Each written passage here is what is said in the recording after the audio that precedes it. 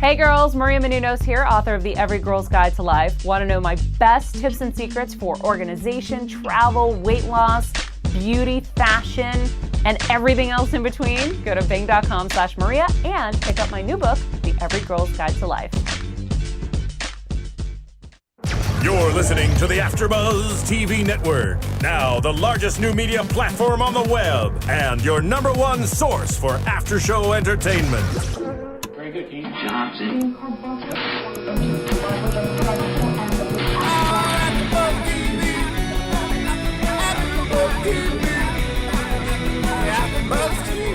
the AfterBuzz Studios in Los Angeles, California, and streaming live on Ustream, this is AfterBuzz TV for Game of Thrones. Tonight's host is Bethany Jaber.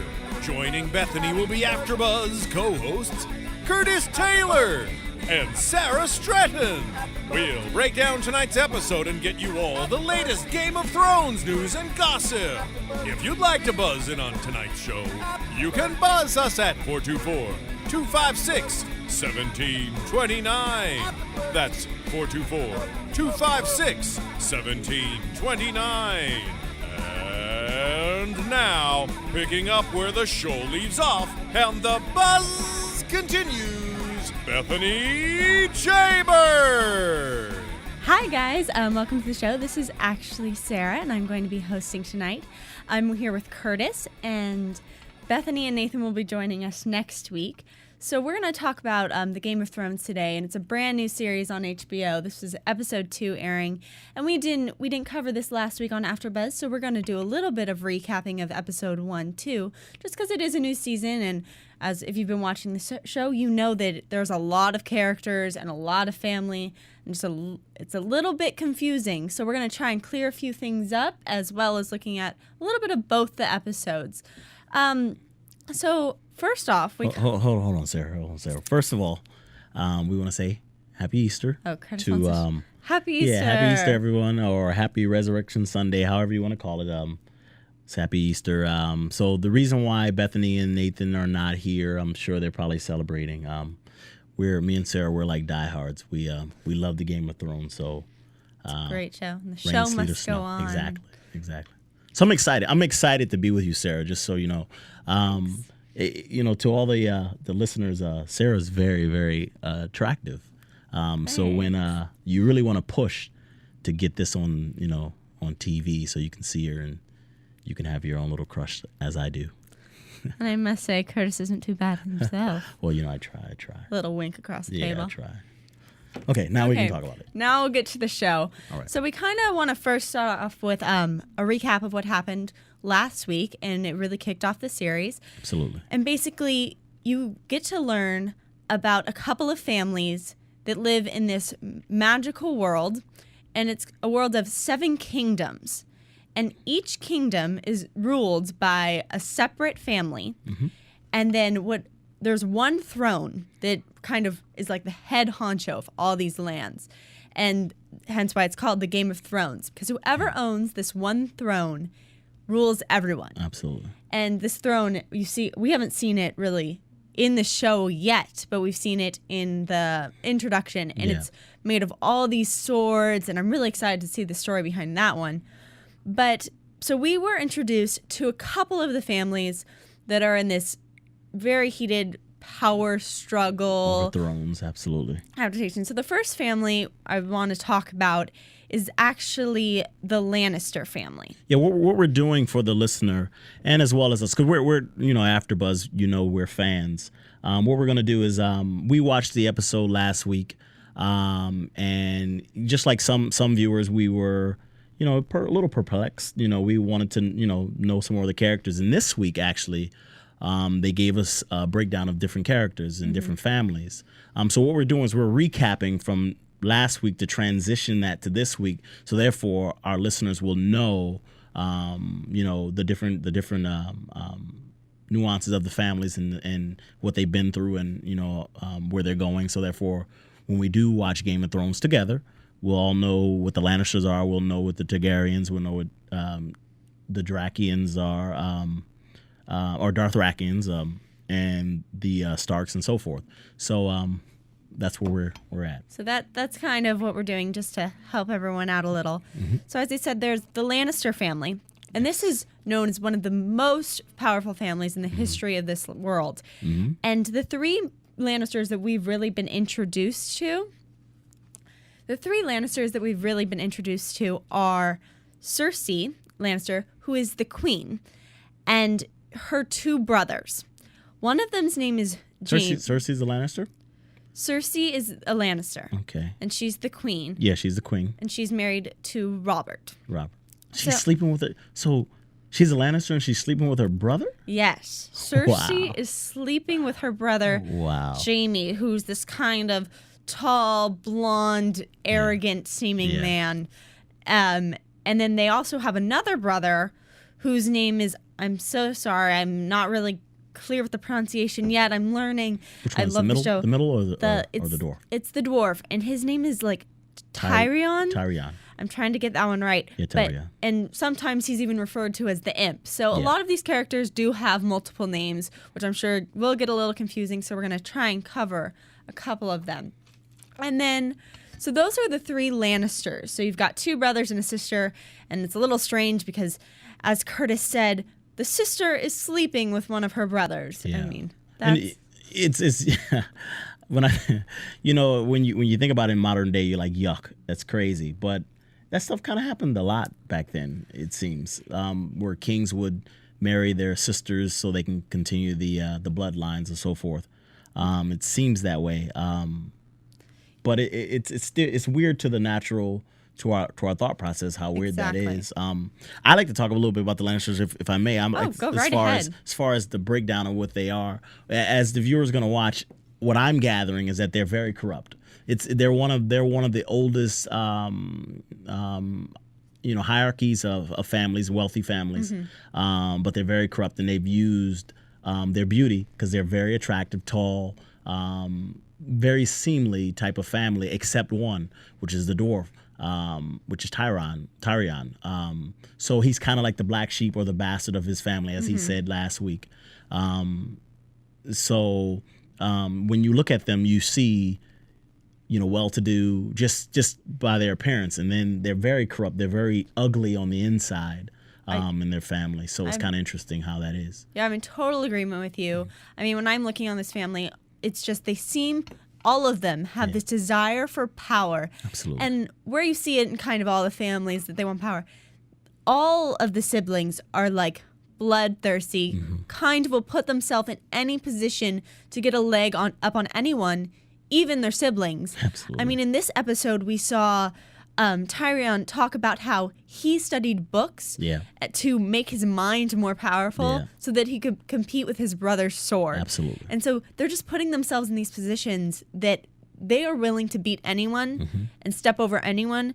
And I think with them, it's even over their own family. Oh, absolutely. I mean, without question, just like you said, he's more or less sharpening his brain, and his brother is sharpening his sword. Because like we said earlier, the Lannisters are very...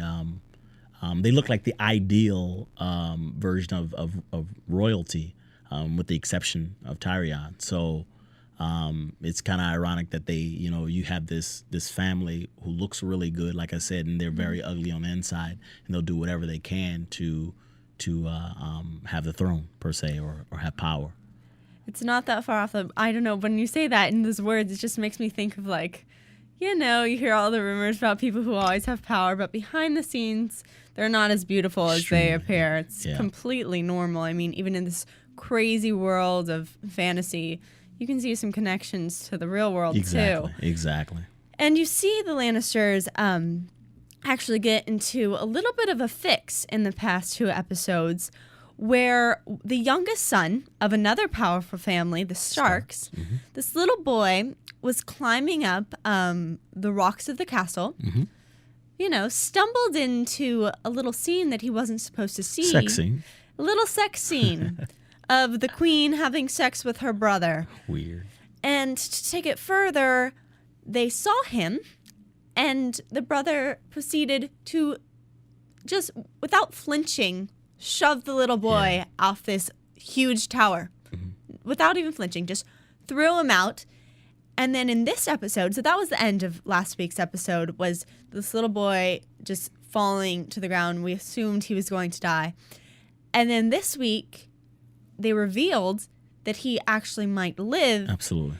And we don't see the Lannisters actually doing it, but we know that they're trying to plan his assassination because we see them send this one of their handlers. Yeah, they sent one of their handlers to execute the boy.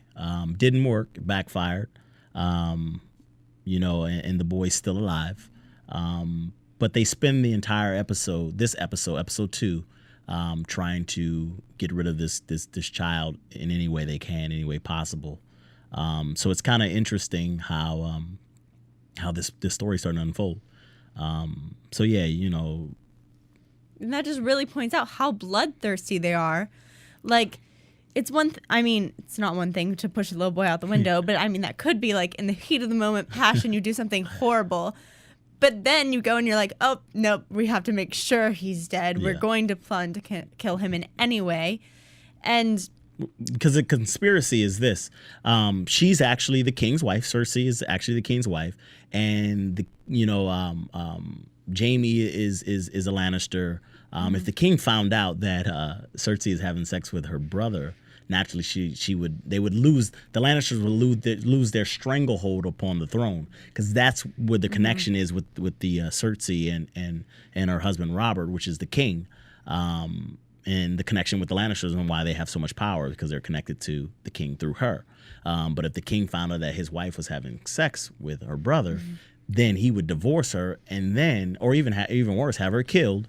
And the Lannisters lose their stronghold on the throne, and then the Ned and his family, the Starks, which we already can see that the prince is having is favoring Sansa. That is just to clarify that the prince, who is the son of Cersei and the king, is looking for a little bride. And he's found a possibility in one of the Stark family's daughters. And so that comes to, you see a little bit of their flirting and mingling in this second episode, and even a little in the first. While we're on the topic, why don't we talk a little bit about the Starks, since we've brought them up twice. Absolutely. The Starks are the powerful family of the northern country. Absolutely. And first off, just to clarify, the northern part is the coldest part, and it's the closest to the wall. And this wall is everyone knows. When you say the wall, people know what you're talking about. It's this giant barrier. It's supposedly, it's like hundreds of feet, I believe, of stone and ice wall that protects the 7 kingdoms, from the wild land of the very north. And up there's a bunch of mysteries, a bunch of wild people, and there's rumors of just these supernatural monsters. Yeah, we call those they call them the White Walkers. You have the wildlings, which are, like you said, they're like savages or people that are uncivilized, as they would say. And then you have the White Walkers, which is legendary. They're like creatures that are outside the wall. And then you have the people of the north, who are the guardians. They're the guardians. They guard the wall. And that's where the Starks, that's where their connection comes to with the king, because they're like the warriors. They guard the king's backside, per se, because that's where the north is. So we have the different Starks. We're going to go the name, Sarah. Okay, so for the Stark family, the head of the family is Eddard. So that's Eddard. So like Ed, except for instead of calling him Ed, they like to call him Ned. This was very confusing to me the first episode. I was like, wait, what's his name? Yeah, don't you love the different variations of all these different names? Eddard, and you have Ned. And, it's so confusing. You have Kat, which is Caitlin. And Caitlin is Eddard's wife. Yeah. And Eddard has a ton of titles. I can't even list them all. His main one is he's like the Lord of the North.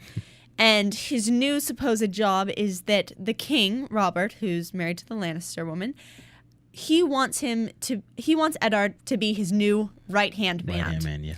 And basically, Eddard would have to go live with him and basically be his number one guy to trust and be able to do anything for him and always have like his life ready to lay before the king. But we know what happened the last time he did that. The last time Ned, I like to call him Ned. I'll call him Ned instead of Eddard. because it's easier for me.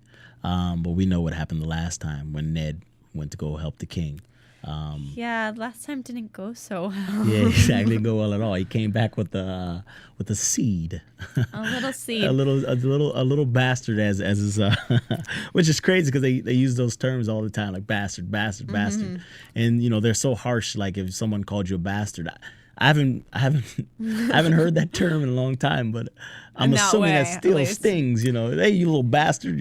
So I think it still stings. But anyway, Ned, he left years ago with the king, and he came back with another son. So therefore, his wife, which is Kat, or Caitlin, as some people like to call him, I'll call her Kat because that's what I do. Well, Kat, she really, really doesn't want Ned to go with the king because she fears that he's going to have sex with another woman. He's going to come back with another bastard son. Yeah, I think it's a very interesting dynamic that we see erupting there. Basically, the son we're talking about, his name's Jon Snow. And Jon Snow has this whole little bit going on, too. He's quite an interesting character. But Jon Snow is now in the line of their children, about second from the oldest. And Caitlin doesn't seem to like him too much. He's a bastard. I wouldn't like him either. If I was a female, and someone, your husband comes home, or your significant other, or however you want to do it, comes home, and they have a child, and say, hey, this is my baby, I got this from another woman. It's obviously a lot of questions. Absolutely. Like, what have you been doing? Absolutely. Come on now. Yeah. And he can't forget her. Like, he really remembers her name, I believe her name is what, Wyla? Wyla. Yeah, he couldn't forget her. But one thing he did mention, he obviously can't forget her, and I think there's a story, but he did seem remorseful. And I think that was interesting because of all the relationships, I don't know what you thought, but theirs seemed the most loving to me. Yeah, absolutely. And it was really pointed out in the first one, like, she didn't want him to go because he's her husband and she loves him. Yeah. I mean, compared to the king's relationship, where the king's a player and is flirting with all these women all the time, like smacking butts everywhere.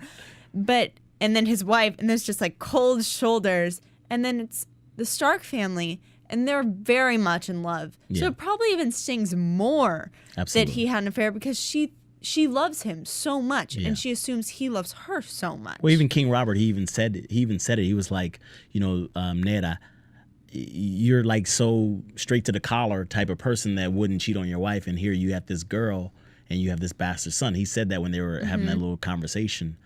So, he is, just like you said, Sarah, he's the type of person where you just wouldn't expect that he would cheat on his wife. But I see it like this. When you're gone for like 15 years or whatever, however, because the kid, he came back with his son. I he think didn't come back. 17 years. Yeah, see, I mean, 17 years. Would you cheat after 17 years?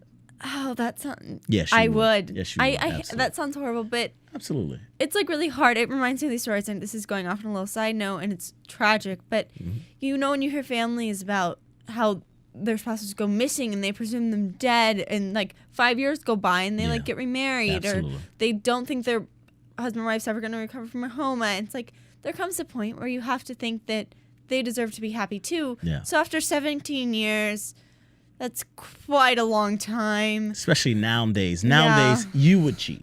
I definitely would have cheated back then.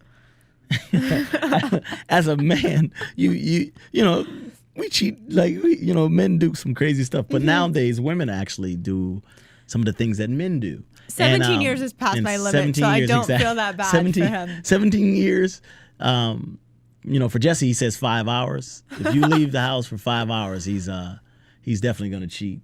But he's nodding his head. Yeah, he's nodding his head and smiling. So yeah, 17 years. I think it's. She didn't cheat though, which is good. But I think back then, if she would have got caught cheating, I think it's a little different too. Yeah.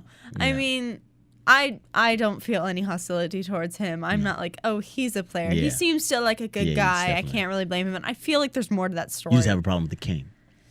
The king, I mean, if maybe him and his wife had a loving relationship, I'd have a problem. They're both cheating. But they're both cheating, and they both don't seem to like each other. Yeah. So not too big of a she's problem. Like, to me, she's, I think he likes her. I think he even loves her. But I think for him, he's a king, and kings, they generally have a lot of women, a lot of concubines, because women love men in power, and he's in that day he's one of the most powerful, if not the powerful, he is the most powerful man there. So he chooses how he chooses. I think he loves her. But what I like is that he doesn't necessarily listens to her to let her make the final decision in their situation, because she has a lot of corrupt thinkings. Like, she thinks kind of in a different way, where I would say, if he was a weaker king, she could manipulate him completely, but he's not that person. Like, he decides who he wants to, we'll when we go through the names. So we can go through the names and then we'll deal with. Okay, we'll go a little through more of the names. So we've got the Lannisters down.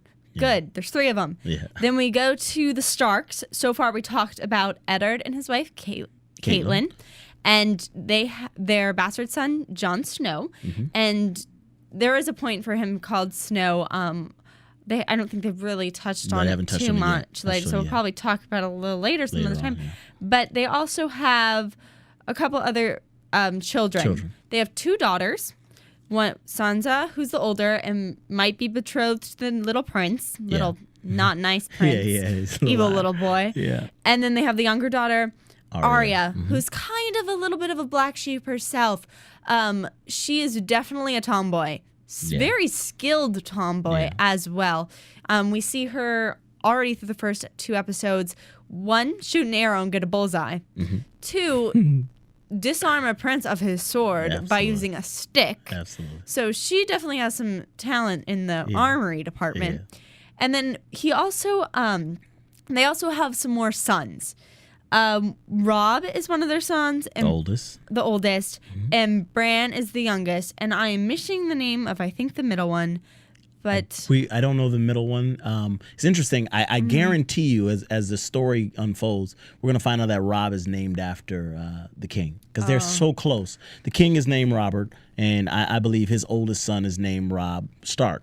Ned's oldest son is named Robb, which I bet is named after the king. That's how close they are. I could so totally. We'll I think get that probably relationship. Right. And then Arya, I like to. We have Sansa. Sansa's the redhead one, the one who's redheaded, and she actually likes the prince. And she really bothered me in this episode. We'll get back to that, but you keep going. And then Arya, we have Arya, which is my favorite of all the the younger Starks, because she's so feisty. Feisty, and I like that. I like an aggressive woman per se, and she's really aggressive, and she's assertive, and she's not accepting just being a woman, per se, where she's just, cooking, cleaning, and all that kind of stuff. She's actually a hands-on, she's willing to get her hands dirty, which is great to me. And she's very skillful at the art of war. I'm interested and I'm excited about her character and how it's going to unfold as it goes on, because I can see her being that Joan of Arc type, the warrior princess type person. Totally. That's one of the fantastic things about this show. The reason it's so complicated and a little bit confusing is because they are giving these characters so much room. Like, these characters are going to develop and be incredible. Like, you don't see anyone completely straight. Exactly. Like, I'm not completely confident with my view on any character yet, because they're very complex and they seem very human. Like, there's different levels to all of them, and it's going to be so much fun finding out all the stories that made all those levels and what they're going to do. It's going to be a great season. I mean, this show is built off a great series that I'm trying to finish reading. But see, she reads. Sarah even reads. That's sexy. I read. Jesse, that's sexy. A woman that still reads. She didn't say I go on the computer and Google, or I have my iPad and I look at the book. She don't bash reads. Computers. I mean, Jesse over there's a computer whiz going on. She reads, Jesse. She doesn't have headphones on, listening to her. Very book. far from few. Exactly. Thanks. See. But so this show, I'm really excited for. Like, they have a lot to live up to. This was HBO's most anticipated show that they've ever like created. Is it ever? Really? So there's a Wow. lot going Ever? on. I think that's Really? what they were advertising it as. Very good. And they've been put the work in. Just a little side fact that I learned that just shows how much the show is devoted to being good is, and we'll talk about the family that this involves, is there's this nation called the Dothrakis. They're also called the Dragarians and the followers of Draga. Like Drakis, yeah. they have lots of little names. I believe their official name is the Dothrakis. But the show went and actually had an official language created for their nation. Like went to a language creator, like guy, and he made a language, starting with like the most used words that he felt in their language to like creating sentences. So when they speak in their Dothraki language, it's actually those words. See, that's Like- amazing. When you were talking about that earlier before we went on air. Wow, I mean that's pretty interesting that they would go to such lengths to make a language for this particular. It's really intense. The guy who created it's a single man who created this language. He goes so far as when they get their lines, he writes it in the Dothraki language and in the English language, and then he sends them audio files of how each one sounds. Wow. And it's a little, he mentions that it's kind of a mix. I'm trying to think of the two languages. The pronunciation is a little bit of like German and a little bit of Hungarian? It's not Hungarian. I want to say it's something like in the Middle East or something. Okay. But it's very like just strong, like Yeah. even in the words. But I just find that just shows like these people are devoted, and I'm so excited. And since we were a little bit about the Dothrakis, we haven't really talked about them in our little family explanations. Because the only one we know is Drogo. Drogo, right? Is Drogo. And the Dothrakis, though, they are a giant war people. Yeah. And it was mentioned in this episode that they lead over 100,000 men across this narrow sea, and they are a big threat Yeah. to the kingdom of the seven kingdoms and the throne, because they're becoming allies with an outcast family of the seven kingdoms. Which is? That is the Targaryens? Targaryens. And there's only two left of them. Oh, really? There's two left, and there's a brother and a sister. And one of them's name is Khaleesi. Khaleesi? Yeah, Khaleesi. she's pretty. She's very pretty. Angelic, white hair Yeah, and yeah. blue eyes and fair skin. Yeah. I mean, she's she's- like an angel looking. Like Yeah. that's how she looks, how she's modeled after. And then her brother, who I'm totally blanking on his name right Yeah, now. I don't care. He's It a wasn't bad meant. guy. I don't. We'll know his character more and more. He's he comes from that Lannister kind of blood stock type, corruption type person. Like he'll do anything for the throne. He'll do anything to build up his name and so forth. Even so much as give his sister, like he said, he'll have 40 last week he said he have like 40,000 men sleep with her if it meant him going to the being king. Yeah, he's mean. Good brother, huh? Would you like to have a brother like that, sir? If I had a brother like that, I would definitely murder him and his I slave. know. She got a little spice to her too, Jesse. You got a little spice in her. Huh? Murder and sleep. Huh? I would. I mean, that's Murder not was the okay. case that they gave her. But her brother did sell her to Drago, the leader of the Dothrakis, because he wants the warriors. And he wants them to take him back to his country where he thinks he can regain his rightful throne. Yeah, I mean, because there's two of them. There's two of the Targaryens, and the Drogos. There's like 100,000. You said 100,000 warriors, something like that. which makes sense because if he bonds with them, which are very warlike, then he feels like that he can go march upon anybody and conquer anybody with them, and then he'll become king because he feels like he's smarter than everyone else.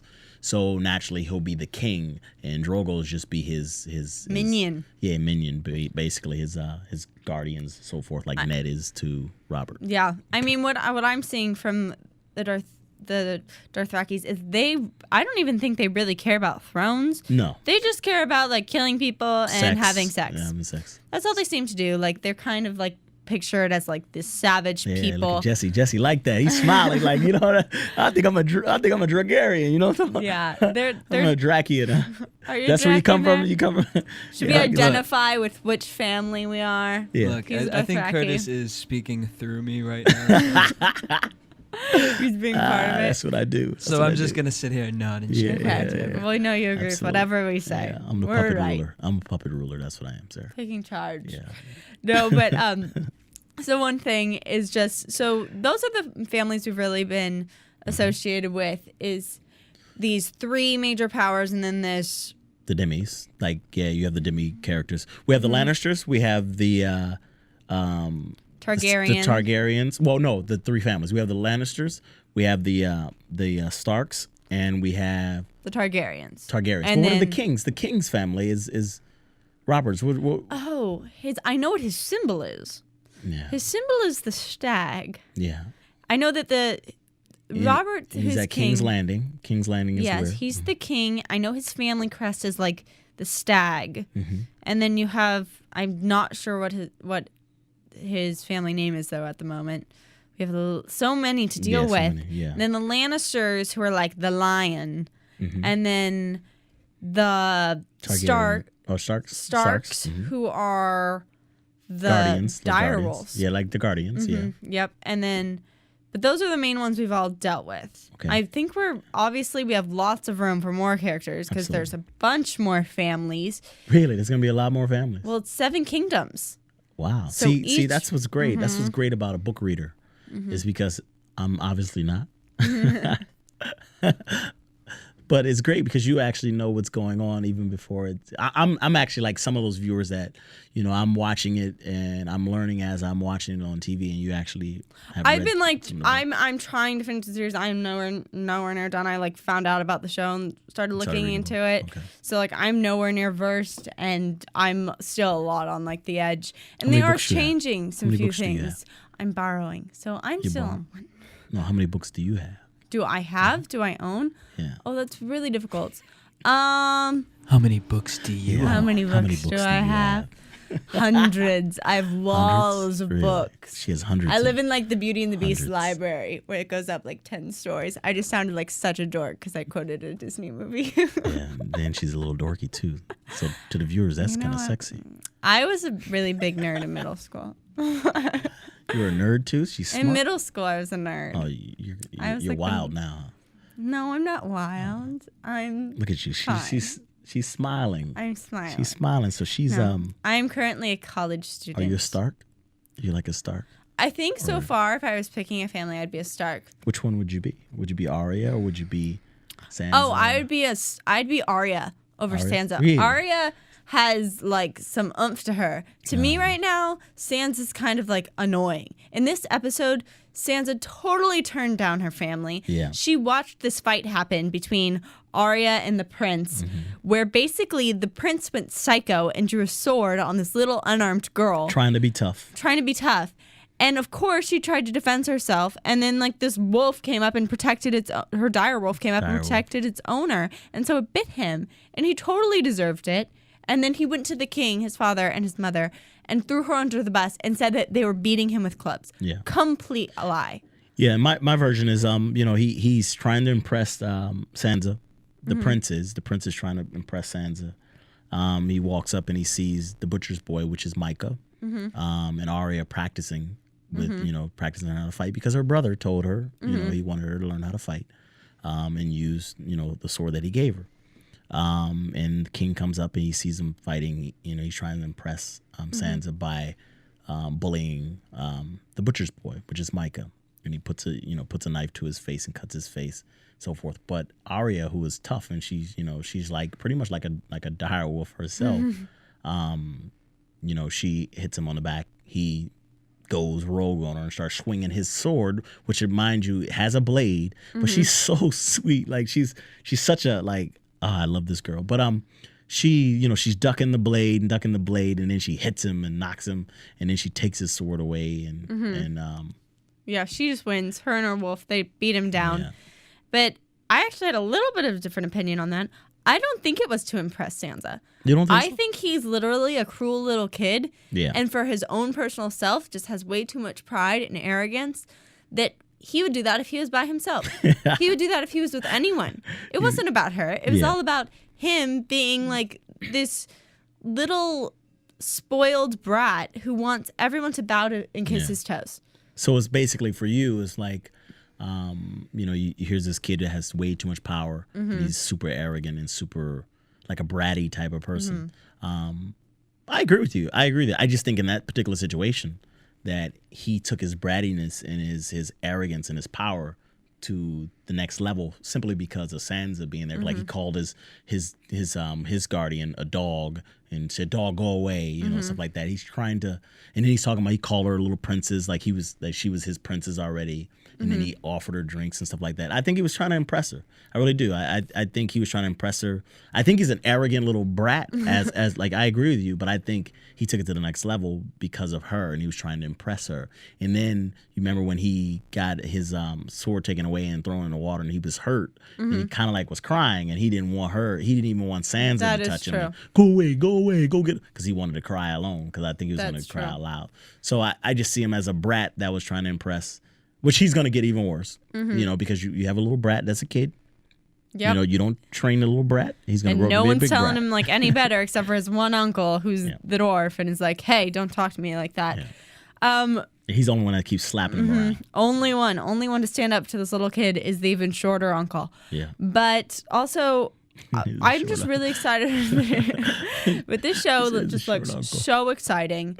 I mean, you've got power, you've got sex, you've got just chaos, lying, corruption, family, friends, enemies, supernatural, so many things. And you have these great wolves. Oh, and the dire wolves. Yeah. I want one of these wolves. Yeah. Special part of the show. Look like ginormous huskies. Yeah. But will do anything for their masters and are total beasts. Those things are still growing. Like those, like I don't know. First episode they were little puppies, and now they're like, they're probably about 6 months old or whatnot, and they're like full-size huskies already. And they're gonna get even bigger. And they played a very intricate part in this particular episode, and that's why I wanted to bring them out because they saved a few lives. And I think they're gonna keep being a big part. Absolutely. They're definitely. I think there's so many of them that they're here to stay. Yeah. We started out with 5 of these, and I think we're unfortunately down to.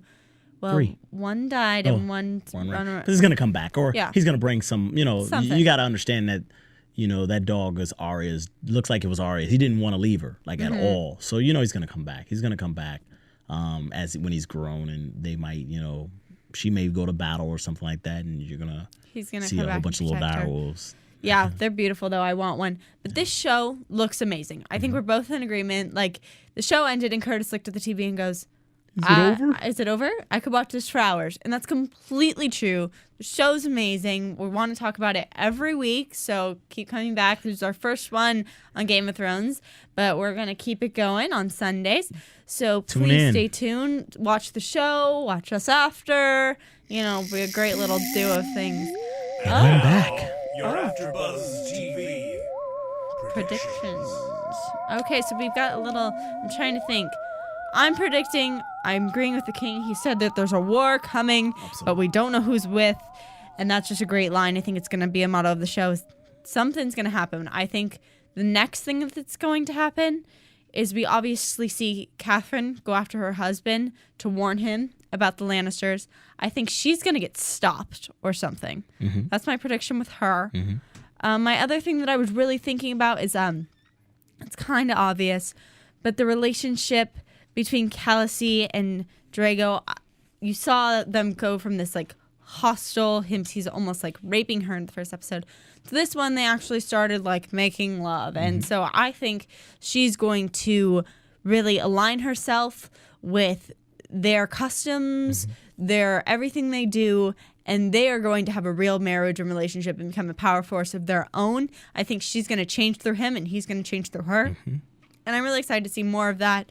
Those are the 2 thoughts that are really in my head is about those 2 families. Do you have anything out there that you're thinking? Well, I pretty much agree with you. I think, those